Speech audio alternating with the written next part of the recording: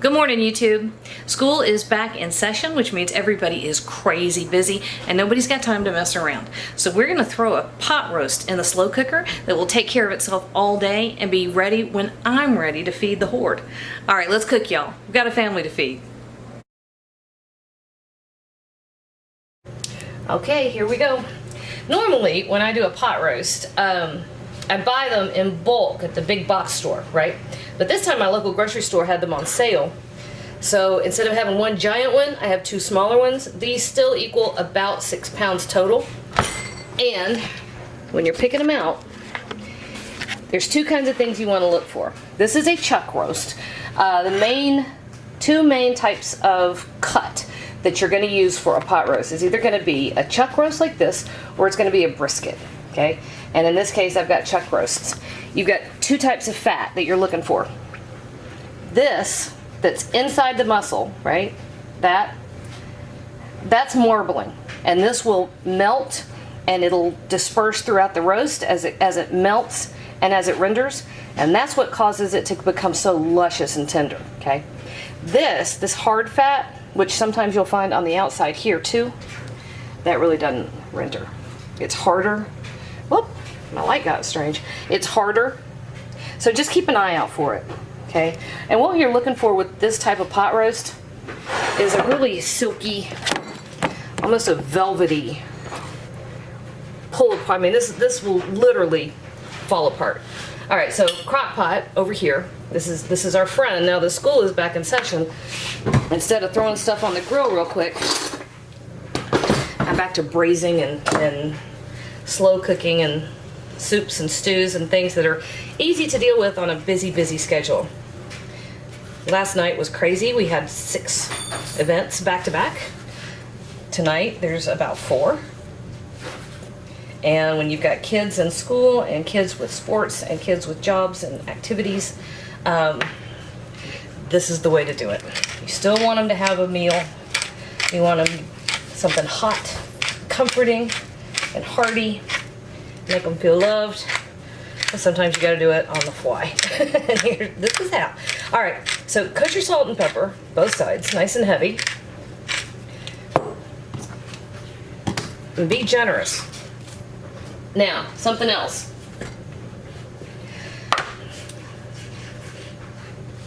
If you want to, and if you've got time, which I don't, not today I don't.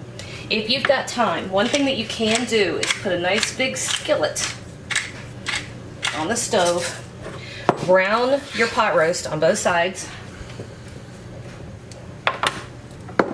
and then transfer it to your crock pot and deglaze your pan with a little bit of broth or water or something, and transfer those drippings to the crock pot as well. It doesn't do a thing for anything but flavor. Okay, a lot of people think, oh, you're searing in the juices. No, you're not. You're developing brown stuff, and brown stuff tastes good. Okay, so you saw how hard that was. Salt, pepper, it's in the crock pot on high for 8 hours. You don't have to add liquid. A ton of liquid will render out from the roasts, right? And when we get a little closer to deciding about our vegetables, then we'll worry about liquid. We don't have enough room in this crock pot to do all of our veggies and our meat together. So we're gonna take one of our nice big fat cast iron pots, my purple pots. We're gonna take one of those. We're gonna grab some of the liquid out of here. We're gonna throw that in the oven. Okay, so this is all we're doing. I'm gonna let this go. You don't start your veggies yet because you just don't. They'll overcook and turn to mush by the time your roast is done. So we're just letting this go. We're gonna come back to this in about 4 to 6 hours, or whenever we think about it. So we have had 4 hours in the slow cooker, and remember our roasts were in there with just salt and pepper. I don't think I even put any garlic in there. And it's been on 4 hours, and all I have done is all the liquid, all the juices that have rendered out of those roasts, I poured it off into this big pot. Okay, now the roasts are not done. They have a ways to go, but I'm going to show them to you. So that's a nice thing to do. Okay, see? And they have released those juices.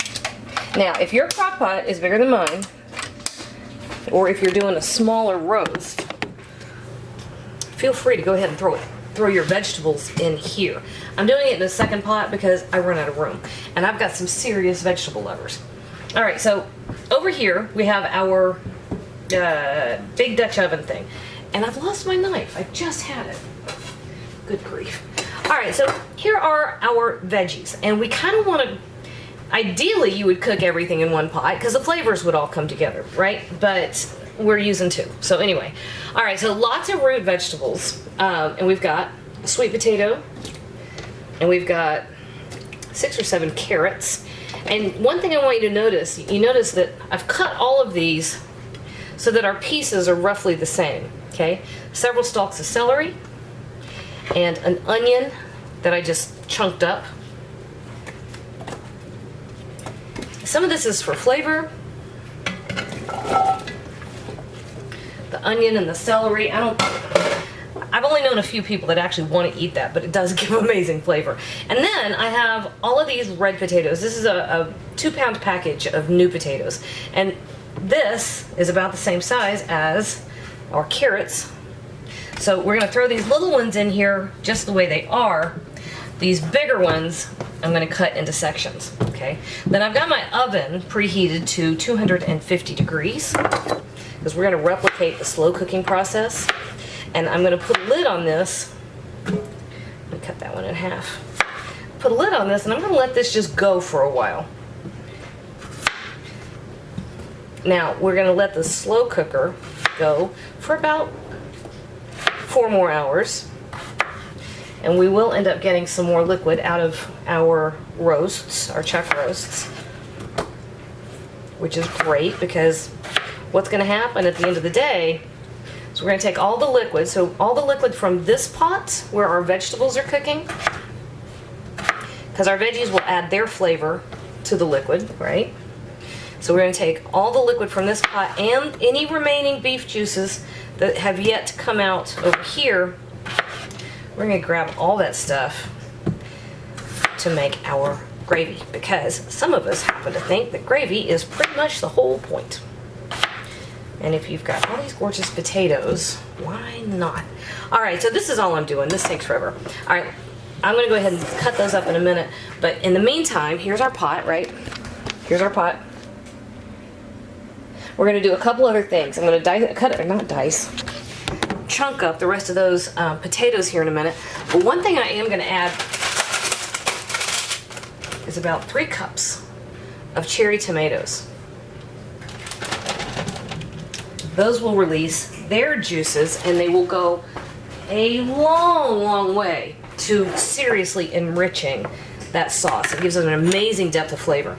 Now this is minced garlic. I like to mince garlic, and I just store it in olive oil, and then it's ready to come out whenever I want it to. So a couple tablespoons of our minced garlic,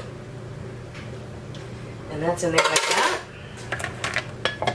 And then we seasoned our pot roasts at the beginning, right? Both sides got salt and pepper. So the liquid will have a little flavor. Just from experience, it won't have much. It needs to be seasoned. And our vegetables need an appropriate amount of seasoning. So that's a lot of good black pepper. And I'm going to give this a good tablespoon. Sounds like a lot, but remember, we've got all these potatoes, and this is kosher salt. So a good tablespoon of kosher salt. You want to make sure that you're seasoning your vegetables as well. All right, so other than those last few potatoes, we are ready to go. Okay, so I'm going to put a lid on this in the oven, 250 degrees, and it's going to continue cooking at its pace as our pot roast finishes its pace. Yes, we'll meet back here. Okay, we are almost ready to go. I love this because my actual cooking time has been almost non-existent. I literally just threw everything in the pot, walked away. All right, so we've had another 4 hours with our veggies in the oven and our pot roast in the slow cooker. And our veggies are done. I'll show you those in a second. But let me show you this real quick because we're going to move pretty quickly here.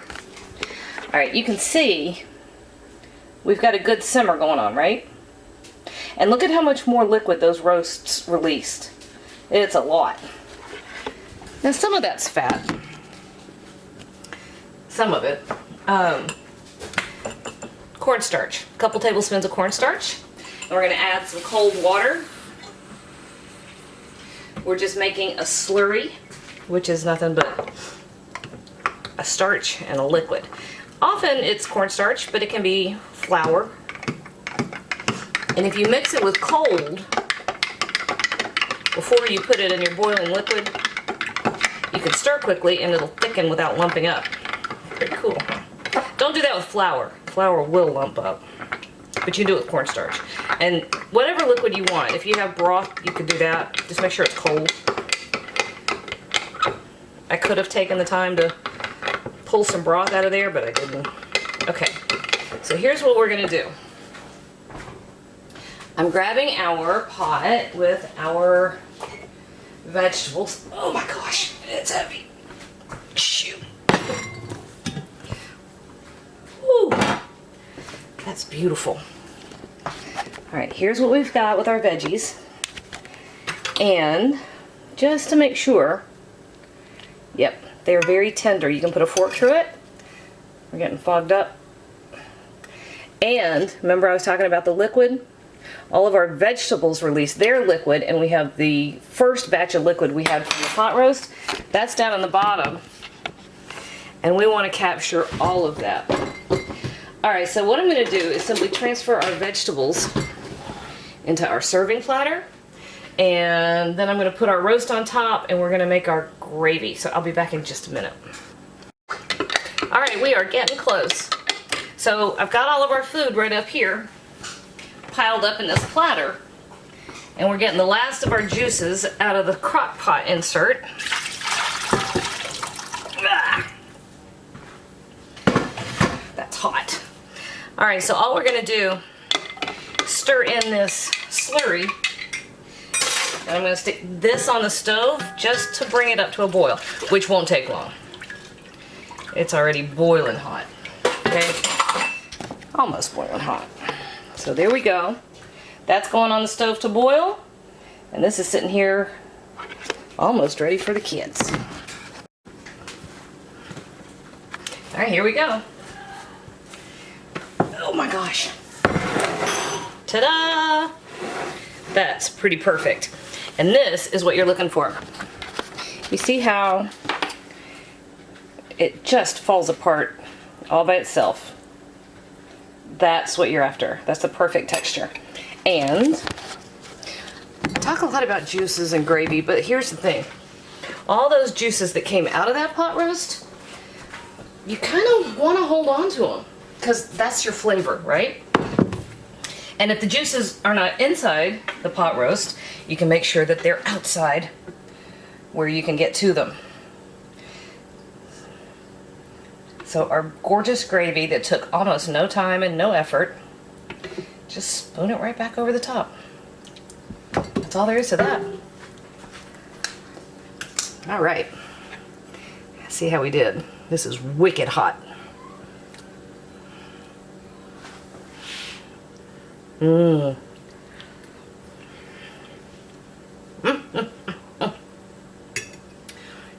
Oh yeah, y'all. Pot roast done right. Right there.